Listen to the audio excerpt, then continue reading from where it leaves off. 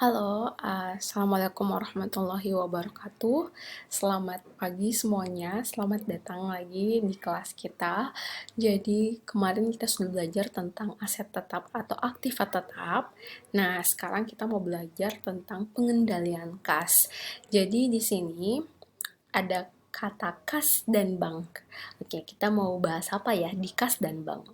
Kita lihat di sini bahwa definisi dari kas itu pertama, dia adalah aktiva, bagian dari aktiva atau aset perusahaan yang paling liquid. Apa maksudnya liquid? Kalau misalnya kita belajar di kimia atau biologi itu liquid kan artinya cair. Nah, kalau kas ini artinya paling gampang kita bertransaksi. Kita yang jelas kalau punya kas, kita bisa beli sesuatu, kita bisa kasih orang, bayar orang, kita bisa bayar beban, ya, itu artinya liquid. Gampang sekali bisa digunakan dalam transaksi. Tetapi, kas juga itu menjadi aset yang paling rentan terjadi penyelewengan atau penipuan, ya. Ada pencurian, kalau kita misalnya simpan kas yang dalam jumlah besar misalnya, kita punya brankas atau kita simpan kas di mana saja ya, itu biasanya akan gampang dilakukan penipuan atau penyelewengan penggunaan dari kas itu. Bahkan ada yang mungkin istilahnya bisa mencuri ya. Beberapa lembar dari kas kita kadang lupa untuk menghitungnya kembali. Nah, makanya kas itu dikategorikan sebagai aset perusahaan yang paling liquid dan paling rentan untuk terjadi penyelewengan. Nah, kas ini adalah alat pertukaran. Kalau kalian belajar di pengantar ekonomi, saya nggak tahu apakah kalian sudah ambil kelas pengantar ekonomi. Di ekonomi itu kita belajar soal alat pertukaran, barter ya. Nah, kalau dulu mungkin kita mau beli beras, kita barter dengan barang atau benda yang kita punya. Nah, tapi kalau sekarang ini adalah alat tukar umumnya. Pada umumnya orang akan pakai alat tukar ini, yaitu kas, terhadap dua syarat di mana dia siap digunakan untuk pembayaran, kedua bebas dari ikatan-ikatan yang membatasi penggunaannya. Jadi kalau misalnya pakai emas atau pakai jaminan yang lain, kata jaminan berarti ada syarat-syarat lain gitu, ada ikatan-ikatan yang membatasi penggunaan. Kalau kas itu adalah alat pertukaran yang sangat gampang untuk dipakai. Kas adalah aktiva yang tidak produktif dan harus dijaga supaya tidak terlalu besar. Oke, kalau kita punya kas, itu hanya dipakai transaksi untuk beli dan bayar saja. Tetapi kalau kita punya aset berupa gedung, kita punya aset berupa tanah, itu bisa kita olah untuk bisa memproduksi sesuatu. Jadi bayangkan ya, aset itu kan kalau kemarin kita belajar aktiva, itu adalah kekayaan perusahaan. Nah, milik perusahaan apa saja? Salah satunya adalah kas. Kas ini kalau kita punya, misalnya kalian punya 10.000, kalian bisa apakan saja sih 10.000 itu? Oh, kalian cuma bisa beli sesuatu untuk digunakan atau beli atau bayar gaji karyawan dan sebagainya. Nah, tetapi kalau kalian punya tanah. Nah, kalian bisa olah tanah itu untuk dijadikan kebun sehingga nanti bisa menghasilkan makanan atau bahan pangan ya, panganan-panganan perkebunan. Nah, itu makanya dikategorikan bahwa kas ini adalah aktiva yang tidak terlalu produktif, harus dijaga, resikonya besar, supaya tidak terlalu besar resikonya sehingga kas ini biasanya kita meminimalisir jumlah kas.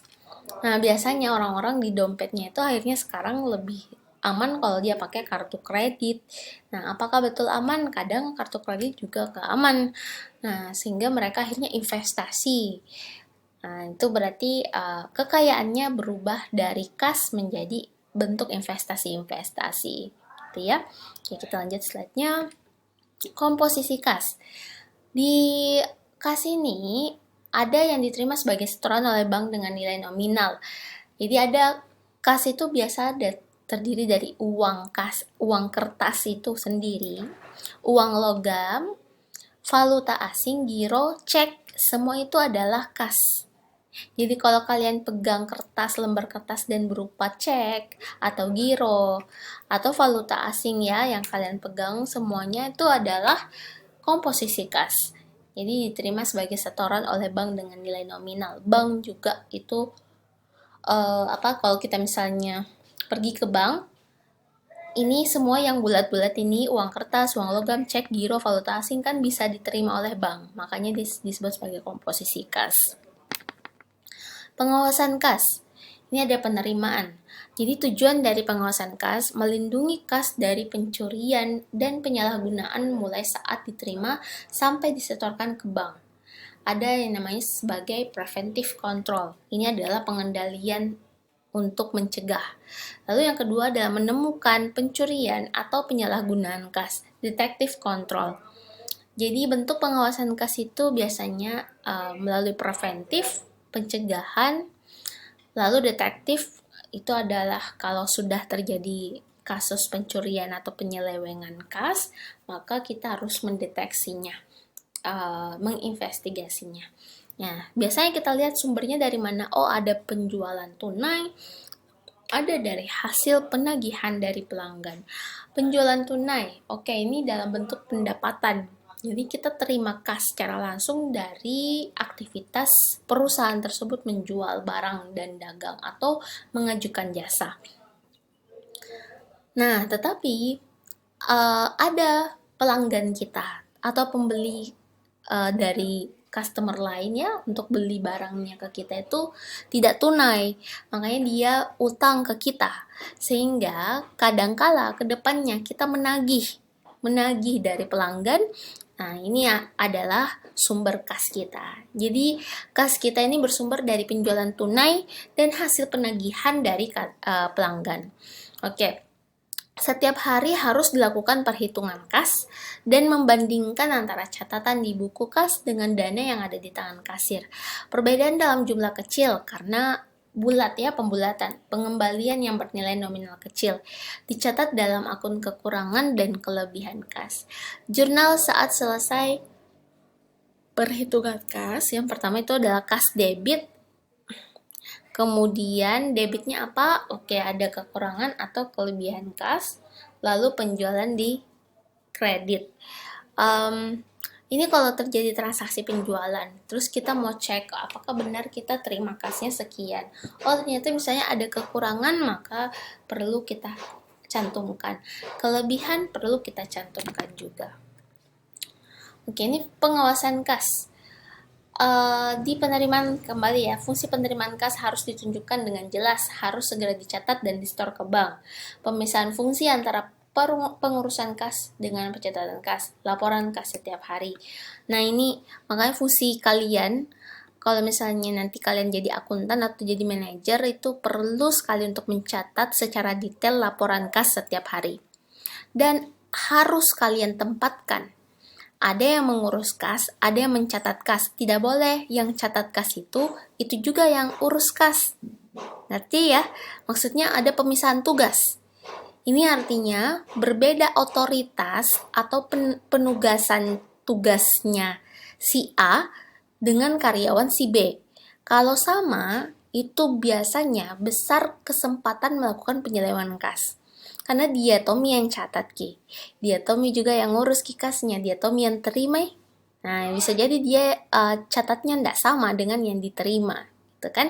Sehingga yang urus kas atau biasanya yang ada di kasir itu tidak boleh bekerja sebagai pencatat. Nah, nanti yang catat itu adalah orang lain sehingga ada pengendalian. Namanya itu adalah preventive control.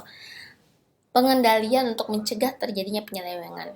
Nah, fungsi penerimaan kas harus ditunjukkan dengan jelas dan harus segera dicatat, disetor ke bank. Oke, lanjut. Oke, ini tadi itu adalah penerimaan. Sekarang pengeluaran kas. Semua pengeluaran uang menggunakan cek, pengeluaran kecil menggunakan petty cash. Jadi kalau kalian ditanya apa itu petty cash? Oh, kas yang jumlahnya kecil. Tidak dalam jumlah yang besar. Biasanya perusahaan itu simpan petty cash di laci kantor untuk dipakai harian atau hal-hal yang mendesak. Makanya harus disiapkan juga petty cash. Nah, petty cash ini diawasi dengan ketat. Penulisan cek disertai dengan bukti pendukung. Pemisahan tugas, kembali ya, ada pemisahan tugas antara karyawan yang menyimpan bukti cek, karyawan yang menulis cek, dan karyawan yang menandatangani cek dan yang mencatat cek. Oke, secara ilustrasi saya misalnya sebagai contoh kerja di salah satu PT, toh.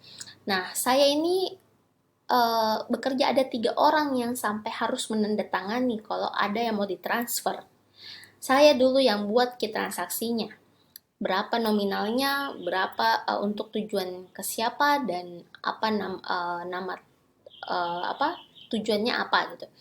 Nah, kemudian saya tanda tangan, saya submit, teman saya nanti yang akan memverifikasi. Dia cek dulu benar nggak sih nominalnya, benar nggak sih yang dibuat sama saya gitu ya.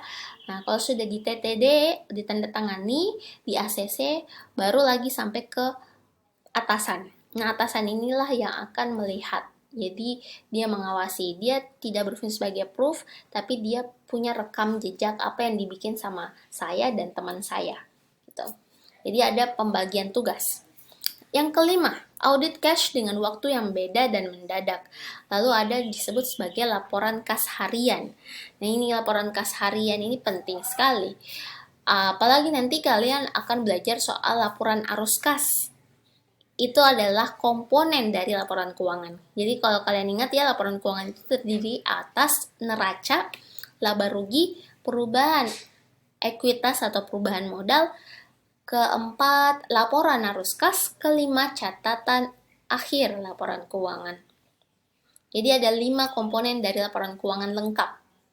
Kalau kalian download misalnya, coba kalian Google laporan keuangan PT Telkom 2019. Itu yang muncul, kalian bisa baca, ada informasi soal perusahaannya terlebih dahulu, baru kalian masuk di laporan keuangan. Bagian pertama itu neraca, baru bagian kedua laba rugi, ketiga perubahan ekuitas atau modal, keempat laporan arus kas, kelima catatan akhir laporan keuangan. Nah, laporan arus kas itu bahas soal berapa kas yang masuk dan berapa kas yang keluar dalam perusahaan di satu periode akuntansi. Oke, paham ya? Nah, ini sistem voucher. Sistem voucher ini adalah seperangkat prosedur untuk mengotorisasi dan mencatat hutang serta pengeluaran uang.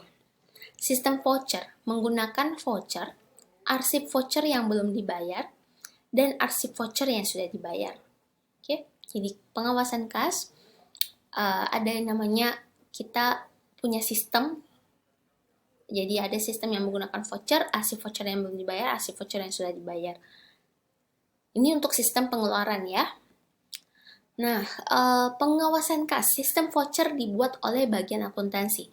Ini misalnya bagian yang mencatat utang ya, berdasarkan dokumen sebagai berikut. Misalnya ada pesanan pembelian, ada laporan penerimaan barang, ada faktur pembelian.